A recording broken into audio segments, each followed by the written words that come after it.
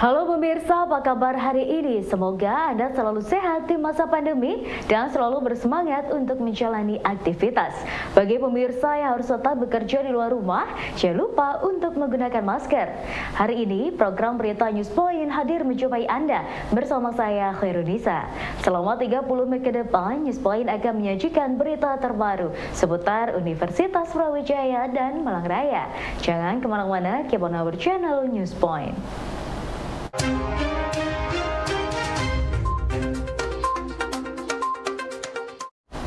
Gubernur Jawa Timur Khofifah meminta kepada semua dinas untuk jeli dalam menangkap peluang potensi industri kreatif Jawa Timur.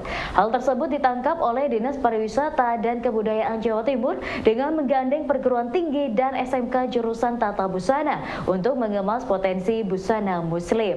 Melalui Festival Busana Muslim Tahunan, Sinarto Kadis Pariwisata dan Kebudayaan Jawa Timur membidik pangsa pasar global untuk busana muslim Jawa Timur.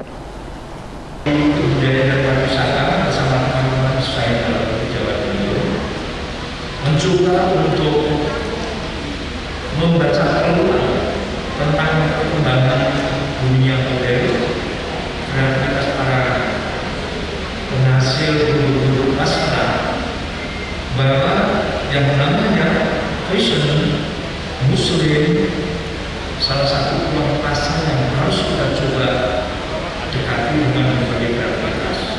Ibu Gubernur Jawa Timur berkali-kali menyampaikan kepada kami, Dinas Kebudayaan Pariwisata hendaknya melakukan langkah kreatif untuk membaca peluang daripada pasar dunia wastra. Selanjutnya kami melaporkan kepada Bapak, semoga upaya ini menjadi panggul para desainer untuk bisa mengambil pasar global. Berawal dari hobi masak dan makan, Farah Sabita yang merupakan mahasiswa Ilmu Komunikasi FISIP UB mencoba peruntungan di dunia food and beverage dengan membuka usaha yang dinamakan Dumplings. Ia dan rekannya memilih usaha di bidang kuliner dengan menjual varian dumpling. Usaha yang baru seumur jagung ini sudah banyak peminat, tidak hanya melayani pembeli di kota Malang saja, namun juga melakukan pengiriman keluar kota dengan pengemasan dalam bentuk frozen food. Awal berdirinya itu ini udah mau setahun, baru mau setahun sih, itu tepatnya tanggal 26 Maret kemarin kalau nggak salah, 26 Maret 2021. Terus kalau ininya sendiri itu mungkin kayak lebih ke coba mengasah potensi diri sih, karena kebetulan aku sama rekan bisnis aku tuh juga sama-sama suka masak dan suka makan. Jadi mikir kalau misalnya gimana kalau ternyata masakan kita yang coba-coba dan suka-suka bikin secara iseng tuh disukain sama banyak orang. Jadi kayak pertama nyoba open PO dimsum, dan ternyata banyak yang suka, akhirnya berkembang sampai sekarang. Kita sekarang ini udah lumayan banyak ya, karena kita kan dumpling ya jualannya, dan dumpling itu ternyata macamnya ada banyak banget. Jadi kayak dimsum kita ada, terus ada gyoza, terus ada udang rambutan, lumpia, krep rangun, terus ada, nah dimsum sendiri yang tadi aku sebutin juga ada banyak macamnya, kayak dimsum ayam, dimsum udang, jamur, keju gitu-gitu. Terus ada wonton dan lain-lain, banyak sih. Terus selain di dimsum kita juga nyediain temen makan, yaitu yang minuman, ada coklat, red velvet, dan lain-lain. Terus kalau yang favorit selama ini, kan kita gencar jualan itu di GrabFood, GoFood, sama Shopee Food. Itu yang paling banyak kejual, itu ada gyoza. Yang pertama gyoza itu, terus dimsum ayam, sama satu lagi krep rangun. Itu paling laku sih dari dulu, mesti 3 itu yang paling laku di mana-mana.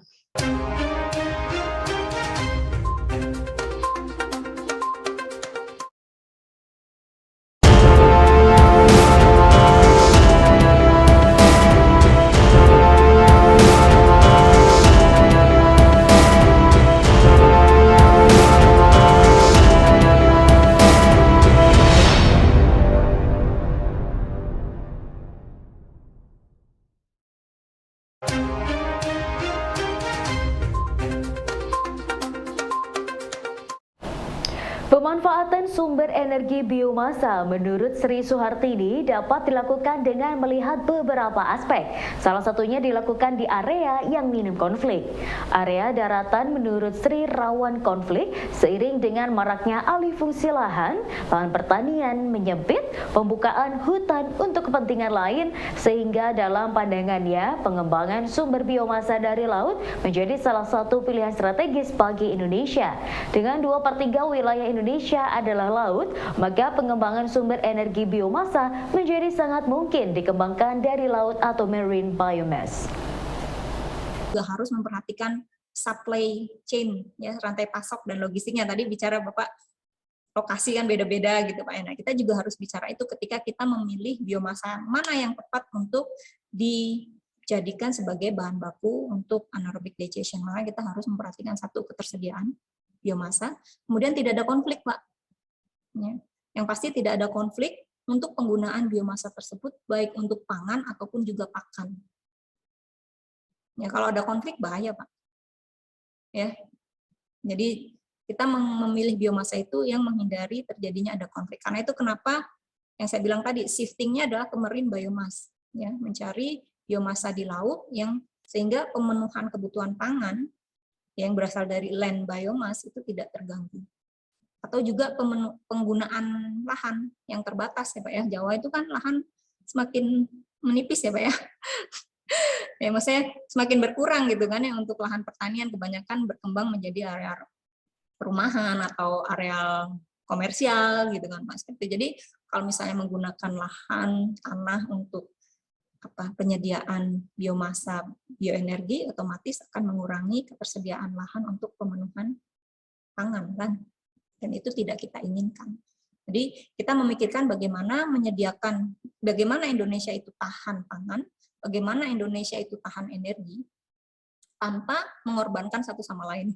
Dalam ekosistem air terdapat mikroba yang mendominasi dalam kehidupan air. Jumlah mikroba ini menurut dosen dan peneliti FPK UB Andi Kurniawan mencapai 90%. Mikroba ini membentuk komunitas yang disebut dengan biofilm.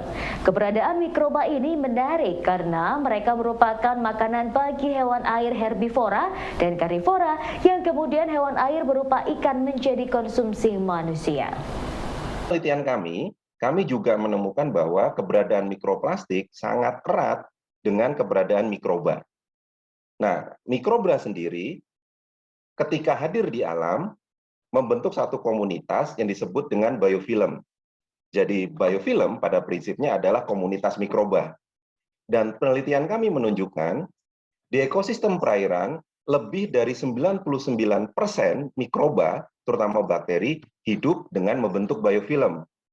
Sehingga pada saat kita ingin memahami perilaku, karakteristik mikroba di ekosistem perairan, kita harus menggunakan konsep biofilm.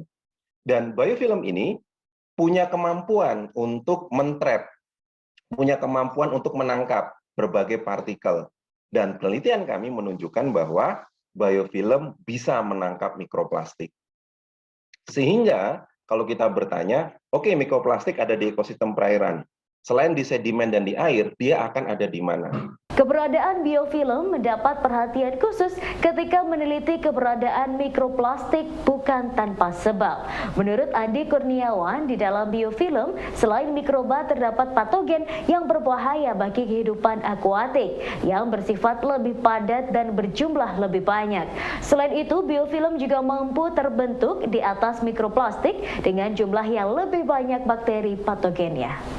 Dan problematikanya, biofilm akan dimakan oleh ikan herbivor. Ikan herbivor akan dimakan oleh ikan karnivor, sampai terus bisa ke manusia. Maka dalam proses rantai makanan ini, jumlah mikroplastik akan menumpuk. Dalam prosesnya disebut sebagai bioaugmentation.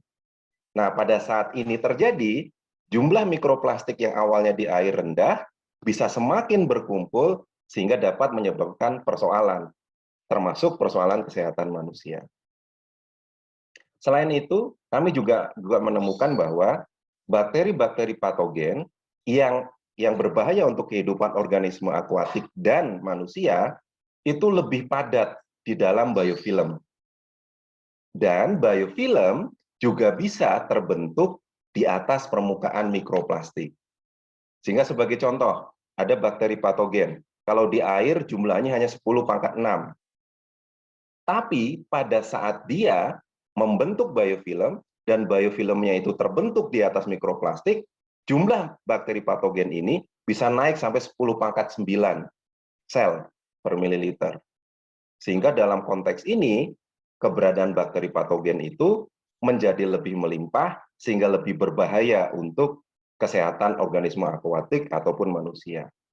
Nah, gabungan antara pemahaman mikroplastik, biofilm, terutama dari mikroba patogen, inilah yang melahirkan kesadaran bahwa kita harus memantau keberadaan mikroplastik tidak hanya di air, di sedimen, tapi juga di biofilm. Kenapa? Karena biofilm lah yang paling dekat dengan rantai makanan.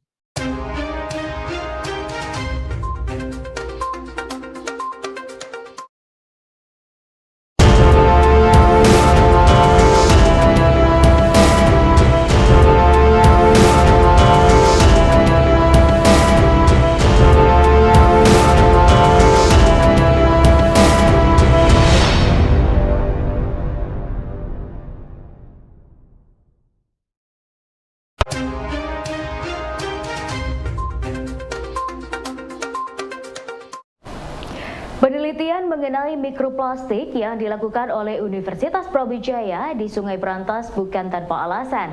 Andi Kurniawan menyebut bahwa Sungai Berantas yang berhulu di daerah Malang Raya menjadi poin penting bagi UB untuk terlibat dan memberikan kontribusi nyata terhadap kesehatan aliran sungai. Selain itu, keberadaan Sungai Berantas juga memberikan kehidupan bagi masyarakat banyak dari hulu hingga mengarah ke daerah pesisir. Mendukung pengembangan ilmu pengetahuan yang bisa mendorong kontribusi UB. Dan UB ada di Jawa Timur. Sungai Berantas, wilayah hulunya ada di wilayah Malang Raya, terutama di Sumber Berantas. Oleh karena itulah, sebenarnya Sungai Berantas harus menjadi salah satu fokus utama UB dalam mengembangkan IPTEK-nya, sekaligus menjadikan Sungai Berantas sebagai laboratorium, sebagai objek yang dipelajari dalam proses belajar mengajar, terutama untuk mendukung MBKM, Merdeka Belajar Kampus Merdeka, melalui kelas kolaboratif, baik melalui metode case method secara individu atau project based method yang dilakukan secara berkelompok. Penggabungan antara posisi strategis UB, posisi strategis Sungai Sumber Berantas, dan keharusan UB untuk berkontribusi ke masyarakat dan sekaligus meningkatkan proses belajar mengajar, membuat kami memilih Sungai Berantas sebagai fokus utama. Indonesia berdasarkan hasil penelitian memiliki 9 potensi energi biomasa yang besar untuk dikembangkan. Peneliti dari dosen FTP UB Sri Suhartini menjelaskan bahwa dirinya melalui jurnal tahun 2022 sudah merinci potensi 9 sumber energi biomasa. Menurut Sri, potensi terbesar berasal dari limbah kelapa sawit yang merupakan salah satu industri agro terbesar di Indonesia selain Malaysia dan Thailand. Ini Pak, jadi kalau di Indonesia, ini papernya baru Pak, tahun 2022, kebetulan saya penulis pertama. Jadi untuk biomasa yang tertinggi di Indonesia itu adalah dari industri kelapa sawit. Kita harus mengakui bahwasanya industri kelapa sawit adalah industri terbesar di Indonesia. Kita produksi kelapa sawit nomor 1 di dunia, ya, diikuti Malaysia dan Thailand. Jadi memang limbahnya itu paling tinggi, ya, baik itu limbah cairnya ataupun limbah padatnya. Limbah padatnya macam-macam Pak, ada dari seratnya, ada dari cangkangnya gitu kan ya, ada dari frontnya, batang gitu kan ya, atau dari tandan kosong kelapa sawitnya itu sendiri. Nah ini ada padi, ya, padi ini bisa jerami dan juga bisa khas itu apa sih Pak bahasa Indonesianya, khas itu kulit padi itu loh Pak. Oh ya. Kulit. Ya, sekam padi. Ya, sekam padi. Ya, jadi jerami padi dan sekam padi seperti itu. Kemudian yang ketiga yang keempatnya ada municipal solid waste, termasuk di situ ada di dalamnya adalah limbah makanan. Ya, saya juga meneliti tentang limbah makanan. Kemudian ada jagung. Ya, Pak ya, jagung itu mulai dari tongkol jagung, jerami jagung. Ya, kemudian ada tebu. Ya, tebu ini kebanyakan bagas. Nah, kalau bagas, tebu di Indonesia, karena ini kaitannya dengan industri gula ya Pak ya. Nah, kebetulan bagas tebunya oleh industri gula ini sudah dimanfaatkan lagi sebagai bahan bakar juga, yaitu untuk boiler biasanya ya, untuk pembakaran boiler. Jadi bagas tebunya langsung digunakan sebagai untuk pengganti fuels ya. Kemudian ada kotoran ternak. Nah, baru di sini Pak, kotoran ternak ternyata posisi ke-7 ya Pak ya. Ini kotoran ternak. Kemudian ada kayu, kemudian ada kelapa. Ini adalah 9 potensi biomasa terbesar. Selain sumber biomasa dari daratan Indonesia, menurut dosen FTP UB Sri Suhartini juga memiliki potensi sumber biomasa dari laut. Salah satu hasil laut yang dapat dijadikan sebagai sumber energi biomasa laut adalah rumput laut. Produk rumput laut di Indonesia sangat melimpah dan beragam. Namun menurut Sri Suhartini, baru 3 jenis rumput laut yang bisa dimanfaatkan sehingga potensi rumput laut ini masih dapat dieksplorasi secara maksimal. Jadi saya penelitiannya biomas itu ada land biomass dan marine biomass. Nah, marine biomass itu kita juga punya potensi yang tinggi Indonesia, yaitu apa? Rumput laut, Pak. Ya kan? Kita itu punya banyak spesies rumput laut, Pak. Tapi yang baru dikomersialisasi kan baru, kalau nggak salah baru tiga jenis Cotonie, Gracilaria, satu lagi saya lupa. Ada juga banyak ya rumput laut yang non edible, jadi tidak untuk food gitu kan ya, dan ini yang perlu kita eksplor. Nah, arah pengembangan bioenergi ke depan itu adalah mengurangi penggunaan land biomass, berarahnya ke marine biomass. Kalau land biomass arahnya ke waste, limbah Pak, ya, karena kalau menggunakan energi crop biomass nggak sustainable. Kenapa? Kalau kita bicara tentang menanam tanaman untuk produksi energi, berarti kita butuh lahan, ya Pak ya, untuk menanam, kita butuh air, kita butuh bibit, kita butuh tenaga kerja, berarti ada biaya di situ. Tapi kalau limbah itu akan dihasilkan selama di situ ada aktivitas manusia. Ya pemirsa, informasi tadi sekaligus menutup perjumpaan kita hari ini. Jangan lupa saksikan News Point setiap hari pukul 19.30 waktu Indonesia bagian Barat hanya di UB TV, Televisi Pendidikan Universitas Brawijaya. Saya Khairunisa dan seluruh kru yang bertugas pamit undur diri. Tetap patuhi protokol kesehatan, wajib menggunakan masker. Terima kasih dan selamat beraktivitas.